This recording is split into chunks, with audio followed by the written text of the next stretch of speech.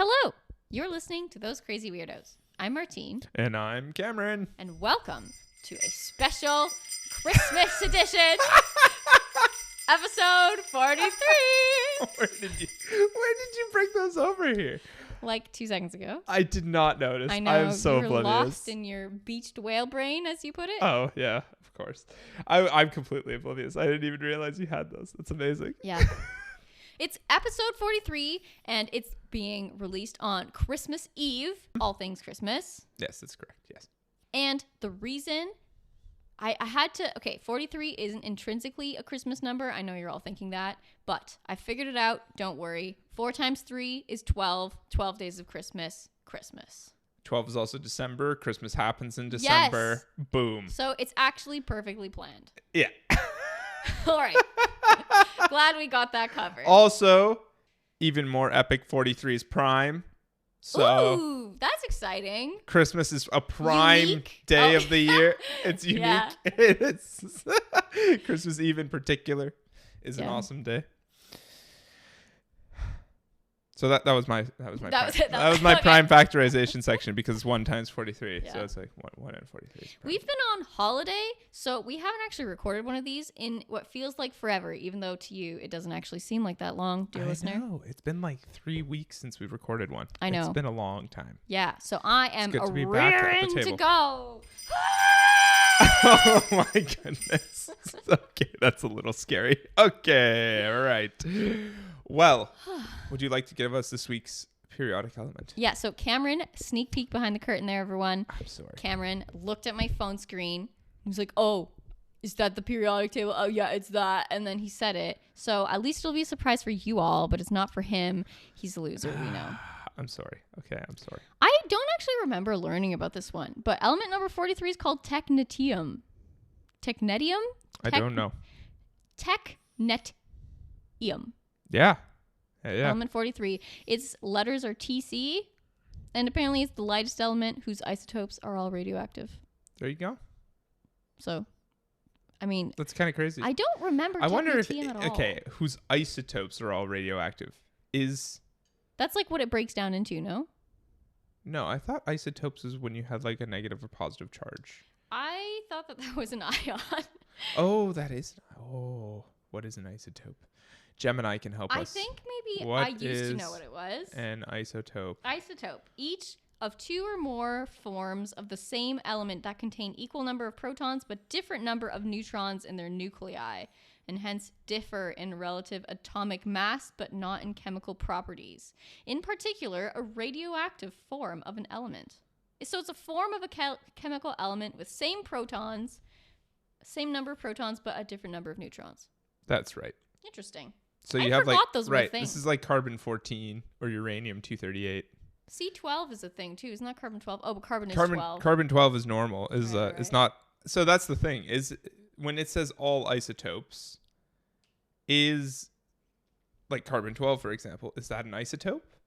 Like, is technetium itself radioactive, or is it only its isotopes that are radioactive? I think it's only its isotopes which are radioactive. That's really weird.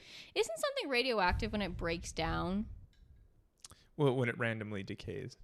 But isn't everything radioactive because everything decays? Like no. Carbon decays. You have very stable. What about the stable gases? Oh, fair point. They're stable. Like, but you have like xenon and hydrogen and stuff. They don't ever decay, really. We know that carbon decays, but carbon. Oh, carbon-14 decays because it's radioactive. Because it's radioactive? I think so. I think carbon-14 is how they do carbon dating, but carbon itself, I don't think decays. So carbon-14 decays into carbon-12, which is a stable form. Is carbon? Oh. What is radioactive? Radioactive decay is the process by which an unstable atomic nucleus loses energy by radiation. So it's just an unstable nucleus that breaks down. Yeah, so according to Gemini, carbon is not radioactive, but does have a radioactive isotope called carbon-14. Oh, okay. Well, we solved that. So carbon-12 and 13 are the stable isotopes of carbon that do not decay over time. Carbon-14 is radioactive and unstable, which means it has a half-life. Its half-life is about 5,730 years, and it decays into the stable isotope nitrogen-14. I forgot to listen to the first part of that. Basically, it's how they do carbon dating. Is because you can only do carbon dating because carbon-14 is radioactive and has a half-life. Yeah. And if you know that half-life, then how does carbon-14 end up everywhere? Is that what you just explained that I didn't listen to? I don't actually know how it ends up everywhere. I think it's because its half-life is so long. But like, don't you need to have carbon-14 in the first place for it to have a half-life? So how is it that we can date everything? I think you can somehow measure. Okay, and don't. We all should just know this is very hand-wavy. This is all very hand-wavy. Disclaimer. If I remember correctly, and I am not an archaeologist or whatever, paleontologist, whatever it is, there is a way to measure how much carbon-14 was in the atmosphere at dates, like using core samples and stuff. I see. And then you could take that and somehow extrapolate how much carbon would then be in the bones of animals at the time. Right. And then I think that's how carbon dating works. I'm not entirely sure. My brain was remembering it as like in the bones themselves, there was carbon-14, like just from itself, not from like the atmosphere. Okay, while you're looking that up, can I ask you a random question? Yep. You know how we lost power like 20 minutes ago? Yeah. We had a load of laundry in the dryer. Does the dryer restart by itself? Oh, I don't know. We'll have to find out later. Okay. I was right. It is basically they know how much carbon-14 was in the atmosphere and then how much it was absorbed into things. Okay. And then they can count how much is left. And then that's how you date it. Good job. I think something like that, at least. Like that's very hand-wavy and high level. I'm sure it's a lot more complicated. Of course. Like literally anything. I made this tea not too long ago. It's delicious. Oh, it's very dry. What? Martini. Dry. Neat. It's a dry tea. With a bit of olives. Are olives pickled? Yes, very, very dry. Not much sweetness inside the tea. I don't know what kind of accent that was. It was a weird... I thought it was French. Oh yeah, it sounded French enough. I feel like I'm way better at the Canadian. Okay, sorry. I don't actually know. You just said it's dry. Yeah, it doesn't taste very sweet, so I'm gonna assume there's no honey. It's probably. Is there any magic juice? I can't just give you the answers and then make it seem like you guessed. Okay, no honey. I'm gonna guess small amount of some sort of magic juice, but very small amount. And it's a stab in the dark here. It's really good. Cherry? Wrong on both accounts. It has honey? Yeah. It's cherry? No. It's blueberry. Yeah. Ah. It has honey? Yeah. I'm telling you, you didn't put very much honey in that. It doesn't taste like honey. I guess not. I also made your tea. Oh. Honestly, Cameron. Oh man, it just tastes like your tea. Wait, I gotta rinse it out. Just tastes like I'm sorry, but blueberry tea and like black tea. What kind of tea do you drink? Isn't it black? It's completely the opposite end of tea spectrum. This is English breakfast. No. Is it not? No. Oh man, my taste buds are messed. You're broken. It's got milk in. Wow, like both of your teas. Congratulations. All right, let's just move on to the heat answer. Let's roll the theme tune.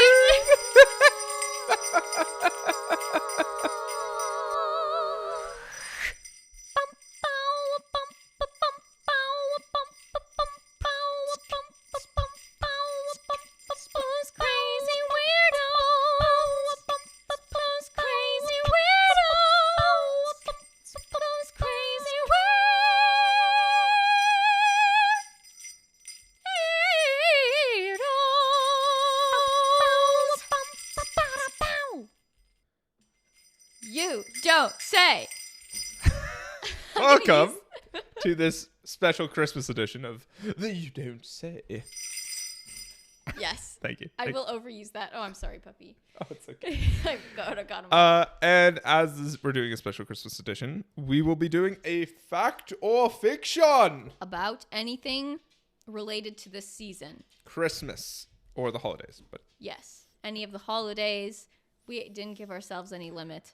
I ended up that all of mine are about Christmas, to be honest. But right. Well, we shall see about mine. Okay, got it. So it's a fact or fiction. We all know how this works. Yes. Me and Martine will give each other one statement, and then the other person has to guess fact or fiction, and then The original asker will reveal whether it was a fact or fiction, as well as additional information or, the truth if it was a fiction, etc., etc. And the winner gets to control the jingle bells for the rest of the episode. Oh, the stakes are high. Yeah. I can stop you. I can. You could just take over the jingling. It's a lot more fun. Yeah, this is true. Okay. So, who's starting? I think you said you had 3, right? Yeah. I have 4, so let me go first because that way we could still go 1, 1, 1, 1. Okay. All right. Start with a small one. The first artificial Christmas trees come from 19th century Germany and were made of duck feathers that were dyed green. I so want that to be true. I'm going to say fact. Fiction! Oh! But what? They were made of goose feathers. Everything else was true. Just imagine you've got a feathery Christmas tree. Everything else about that was true. I want to see a picture. 19th century Germany, and it was the reason they came about was as a response to the continued deforestation of the country. So reasonable, like it was sustainable, whatever. Wow. So, can you believe that 19th century they were worried about sustainability in Germany? That's interesting. Because Germany is like anti-sustainability nowadays, but anyway, I mean not entirely, but yeah, they're anti-nuclear and all that stuff. So, but yeah, wow. They used to use goose feathers and dye them green and then made the tree. That's wild. Isn't that crazy? That's really funny. Yeah.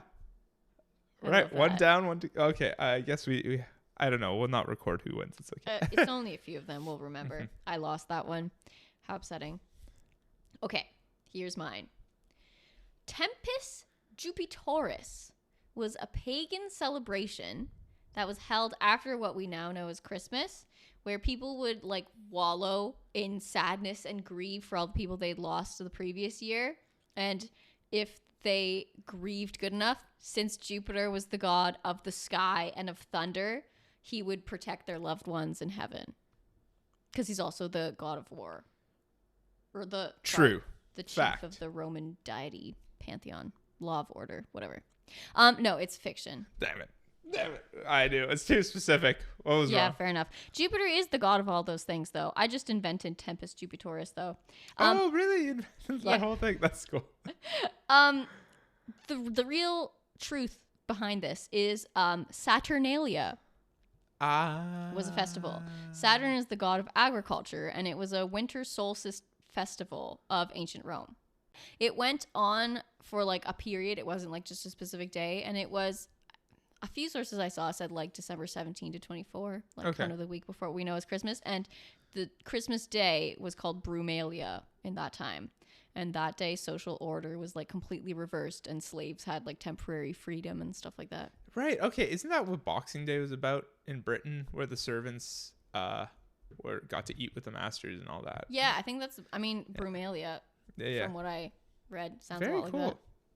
Yeah. Very cool. I can't believe Saturnalia just sounds like a kid made that up. You know what? I feel like I should have known. I feel like I should have called that. Anyway, we're 1-1 now. Okay. Ready? Yeah. Tied. Right. Statement. When it was first introduced, electric Christmas tree lights... Sorry. I made it... That's an egregious grammar error. I'm sorry. Let me try that again. I'm correcting that. Okay, let's try this again. When they were first introduced... Electric Christmas tree lights were too expensive for the average person, so General Electric started renting them out. Oh, cool. Fact. This is a fact. Yes! This is a fact. It's so cool, right? I feel like they should still do that nowadays. In 1882, the first Christmas tree that was lit by electric lights was introduced in New York, of all places. Interesting. It was lit with hand-wired strings of red, white, and blue. Because red, white, and blue. Oh, the States? I don't know. Oh. But it's 1882. Electricity was that's a long time ago. Electricity was barely a thing. Yeah. Like electricity was barely, like it was budding. People were super afraid of it and not happy about it at all. There was like people so funny. Old timers saying, I'll never touch this electricity thing. Meanwhile, my grandma literally had candles on their live Christmas tree. Well, this is the other thing. So they were huge fire hazard at the beginning because of electricity was so new and budding. It was like very shoddy electrical work went into these things. and they caused fires, and they were a huge hazard. Yeah. Unlike they are today. But a few years later, going back, 1882 was the first time they were used in New York. A few years later, in 1890, is when the first string of Christmas lights went on sale, electric Christmas lights. However, they were prohibitively expensive for most people. Yeah. A set of 24 lights. 24, that's it? Yeah, 24 lights was selling for $12. Which is a lot. Nominally in 1890. Yeah. $1890. And these are probably US dollars. I'm assuming this site was a US. So what's that in today's money? Which is about 80 nominal dollars today. Wow. Like just 80. for 24 lights. That's crazy. $80. Can you imagine paying $80? 80 US dollars. So even more. 80 US dollars for a set of 24 lights. That's crazy. So anyway, to get the trend rolling, because obviously it was General Electric and these electricity companies were like, hey, this could be a big thing if we get the price down, et cetera, et cetera. Yeah. But they need to get people hooked on the product first. Yeah. So to get it rolling, General Electric made them more accessible to a greater audience by That's smart. building them to rent starting in 1903. Huh. Wow, that's pretty soon, actually. They only came in 7 colors. What colors? Clear, frosted, green, blue, purple, ruby, and opal. What's opal? Opal's like yellowy white. Oh. Yeah. That's interesting. Well, they got a lot of colors. 7 colors, yeah. Those are your basics. I'm surprised it's purple. Purple surprises me. I'm also surprised they call it ruby instead of red. Yeah. But yeah. So basically they have the classic clear, frosted, green, blue, red. But then they also have purple and opal, which I find strange. Yeah, those... I mean, sure. Yeah. The more the merrier. Anyway. So they didn't have orange. No. Or black. Or Just yellow. imagine a black Christmas light. That'd be a bit useless, wouldn't it? I mean, fair enough. Okay. Are you ready? Let me do it a la you. Statement. Ancient Egyptians had Christmas trees. Oh. You said Christmas trees. I don't think ancient Egyptians celebrate Christmas. They might have had other trees that were for a different holiday, but I'm going to say fiction. Okay. I don't know if they celebrated Christmas, but it's a fact. Damn it.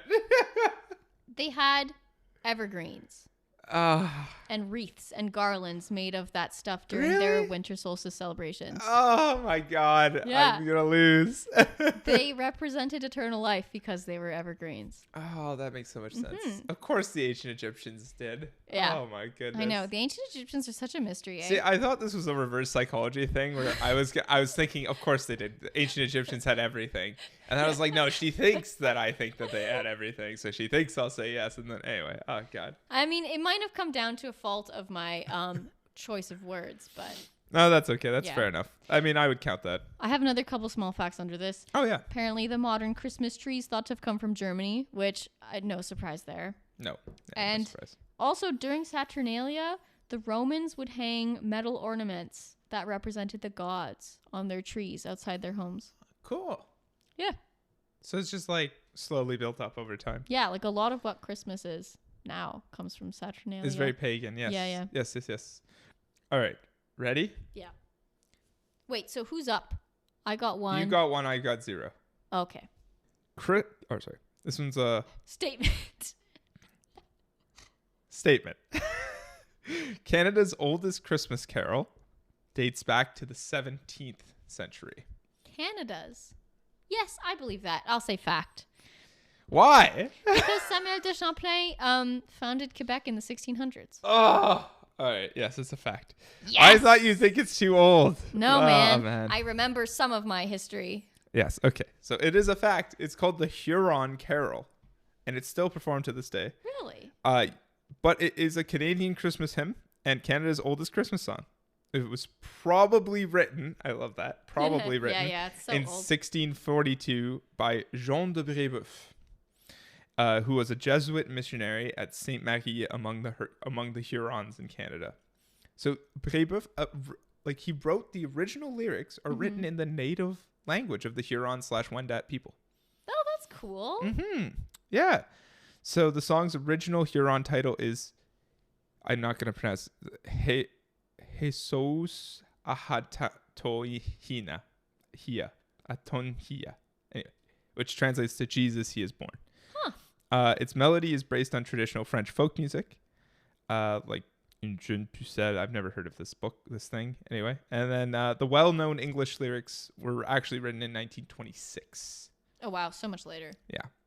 But yeah. I don't think I've ever heard this song. What a disgrace. Yeah. All that information was from Wikipedia, by the way. So take it with a grain of salt. Well, no. Wikipedia is like very reputable these days. Like there's a lot of fact checking and stuff. But yeah, very cool. You've never heard it, eh? Have you? I listened to it yesterday as part of researching this, so I had not when I heard about it. But it is a thing, and apparently it's still performed to this day, and people like it and everything. That's so cool. It's good. I'll have to give that a listen. Okay, so you're up to 2-0. Yeah. Okay, ready for my last one? Oh, so I can't even win. Your own fault. Also, I have an extra fact, so it doesn't matter though because I'd still lose. Yeah. Okay, go ahead. Huh. Okay, this is written in my own words, so just take the meaning of what I'm saying, yeah? Mm-hmm. The prom king of partying during pagan Christmas time, during Saturnalia, would be sacrificed to the gods at the end of the season. Wow. Like actually killed. Yeah. And like a human. Yeah. Fiction. I have it as fact. Oh, no. It's Really? It's disputed. Okay. It's a theory. But the prom king would be called the Lord of Misrule. Okay. And he would be elected. He'd be like an innocent person. And for the next 30 days would rule over all the partying and stuff. And then there's a theory that on the last day they'd be sacrificed to Saturn on the altar. But that might just be like a mistranslation. Okay. Or a misunderstanding of the time period history leavings. Wow. Okay. Well, that's actually crazy though. I know, just imagine. It makes me think of Quasimodo in Notre Dame. What's that movie called? Hunchback of Notre Dame. Anyways, you know how he's crowned the king of the fools? It's like essentially that. Oh. Yeah. Yes. Except you would die at the end of the movie. That'd be a much worse film, eh? Yeah. Welcome to real life, kids. All right. Yeah. It is believed that the first... Statement. Forgot about that, yeah? It is believed that the first Christmas tree in North America was displayed in Boston in 1781. Oh, wow. I'm going to go fiction. Why? Why do you go fiction? Why? Just because I've been doing fact for a lot of them. It is a fiction. Why? You did what? Like you literally aced this. You got all three of the last. I mean, you missed the first one at least, but like, come on. I'm just destined to be in control of the Jingle Bells. Yes, fiction. It is everything. It was 1781, but it's in Quebec. Oh, nice. Yeah, it's That's believed that the first Christmas tree was displayed in Sorel, Quebec, in 1781 by a Baroness Heidesel, which is the wife of a German officer serving in the British Army. Wow. Of course, I think she brought it from Germany, right? Right. This makes sense. Or he brought it from Germany, anyway. Yeah. She hosted a Christmas Eve party and decorated balsam fir with fruits and candies. That sounds great. Yeah, that was it. Cool. Fact or fiction? Done. Martine clearly wins. Winner of the bells.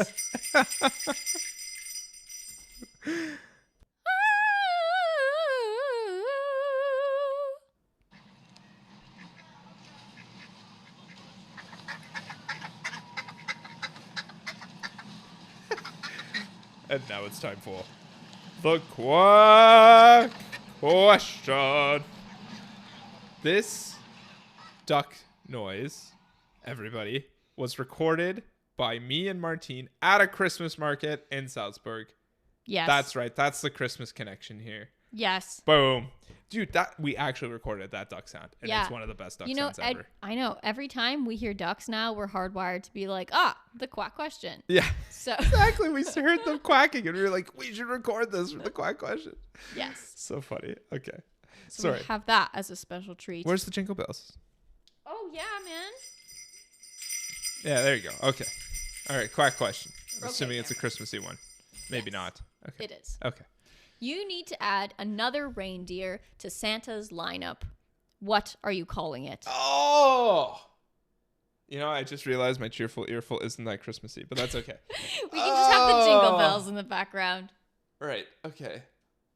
Oh. What are their names again? You know, Comet and blah, blah, blah, blah, blah. Dancer and Dasher Prancer. and Dancer and Prancer and Vixen. Comet and Cupid and Donner and Blitzen. Donner and Blitzen. Okay. But do you recall the most famous reindeer of all? People were actually called Rudolph. I feel like What? Oh, yes, that's true. not so much now. But just imagine an old man named Rudolph. Okay.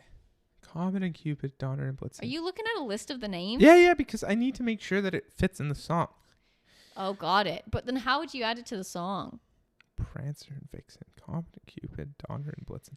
The most famous reindeer of all, Rudolph and the other reindeer, whose name is yet to be decided. Okay, it doesn't have to fit in the song. Fair enough. Ray. Good one. Ray the reindeer. Ray the reindeer. Yeah, I don't know. I like that. One syllable. Very good. Do you think it's bad? I mean, I think Ray's funny. Ray and Rudolph, they'll be best buds. I think Ray could work. Yeah, there's like Comet, there's Cupid. I don't know. I feel like Ray could work. Fits the vibe. All right, I'm gonna go with Ray. Ray the reindeer. Ray the reindeer. I imagine Ray is like a man with a mustache for some reason. I imagine it as an older gentleman. Yeah, it was actually an old. You know why? It's because there's that older guy who walks his dog. What's his dog's name? I don't know if I know this Ray. Do I? Yeah. Soko loves his dog. She's a golden retriever. Oh, but isn't that Barry No, Barry's the other guy. with the golden that he walks? He walks Stella and sometimes Dash or Yeah, isn't it Duke? Duke. But we sorry. think it's Dash. No, Yeah. I think it is Dash and we think it's Duke. Oh no. I think it's Dash. I think Duke is the one that the blonde girl walks. Anyway, we're talking about other things here. I'm gonna go with Ray.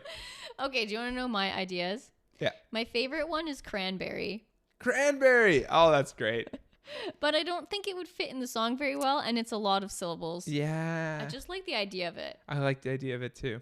The other ones I thought of, I found myself in a rabbit hole of like baby name websites. Oh my gosh. Of course you did. Of course. Atlas.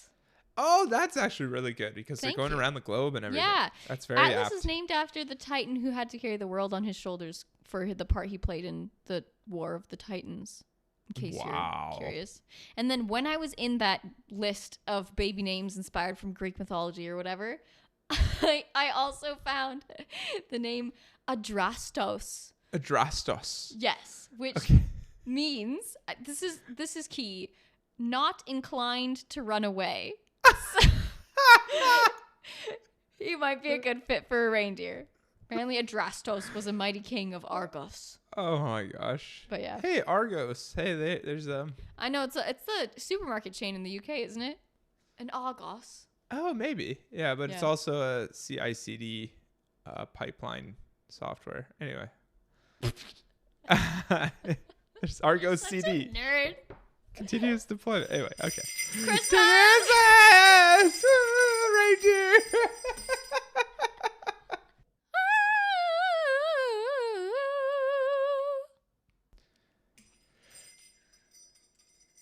It's now time for the cheerful earful. Cheerful ear, cheerful ear, cheerful earful time. Listen up to Cameron's story and we will try Have a great to rhyme. time. All right. This is just fun. It's really short and it's fun. And I had it for a while and I Oh, need really? to tell you. Okay. I told people at work like the week I found out about it, and I couldn't tell you. And then we didn't record anything for like 3 weeks. Yeah. So it's been forever since I've wanted to tell me. wanted to tell you this. I'll read the headline first. Kitchener, Ontario doctor officially claims second Guinness World Record. Ooh. Yeah. So for folks who don't know, Kitchener Waterloo is like one big city. So we basically live in the same city as this person. A Kitchener, Ontario emergency room doctor. So he's an ER doctor. Okay. Earned his second Guinness World Record title. Uh-huh. Could you guess what it was in? Literally no clue. Like ping pong or something. No.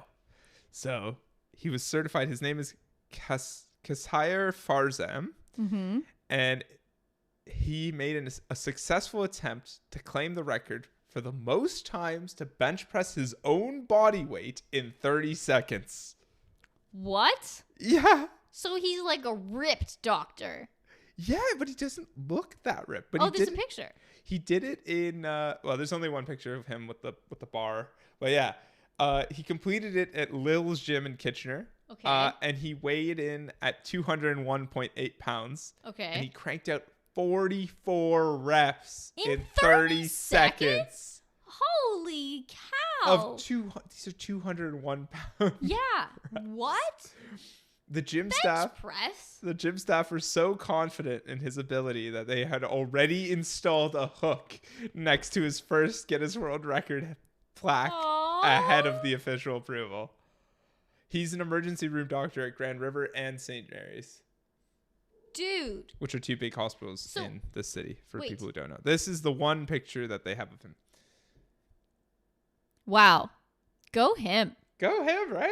That's a really big... Dude. That's a really big plate on that he, like, what an accomplished man. He's an ER doctor, and he's got freaking 201 pounds, okay, 44 I have a question. reps.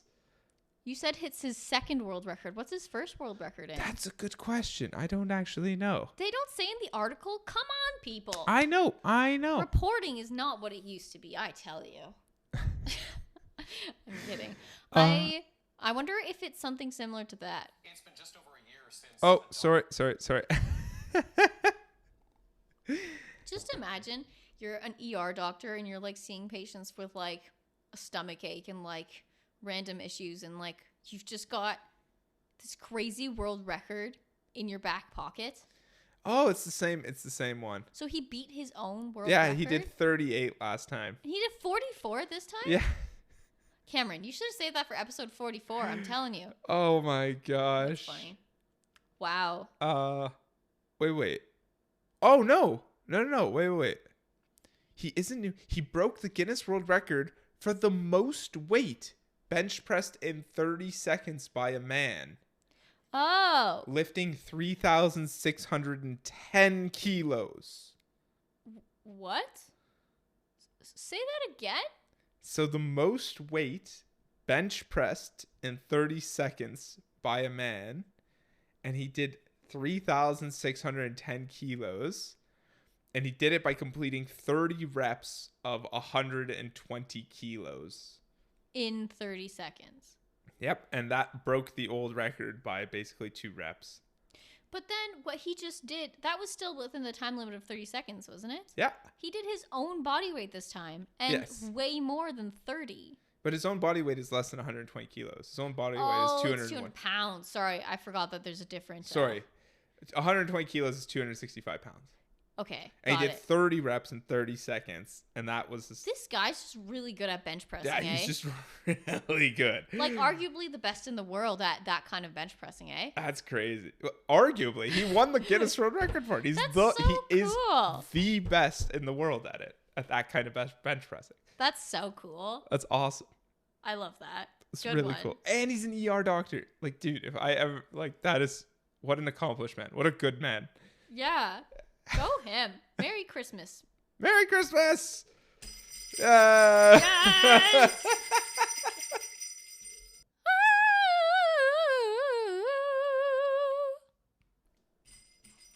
Jingle bell, that is all now. I wasn't very good singing voice. Jingle bell, jingle bell, jingle bell. Done. I don't know how to sing. This is all for the Christmas special.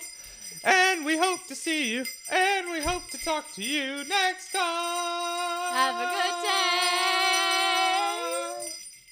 day. Okay, I didn't warm up my singing voice, okay? And no, it was very attitude, whatever. It was good. I love that. Great. I'd like our collab work on that. Our collab work. Yeah, we did a collab, bro. Well, thank you for sticking through this highly jingle bell heavy episode. Thanks, Mom, Dad, for the jingle bells again. Oh, yeah, they gave that to us. It was a Christmas present. Our first year in this house, man. Oh, wow. Every house needs a pair of jingle bells. That's a set? true. Whatever. Anyway, if you would like to send us facts, cheerful earfuls, or quack questions, feel free to send them. thosecrazyweirdospodcast at gmail.com. Or visit our website. thosecrazyweirdos.ca. Bada bing, bada boom. And until next week, where I guess, are we doing a New Year's special? Oh. Maybe we should do a New Year's special. Yeah. Yeah. Well, until next time. Until the New Year's special. Merry Christmas.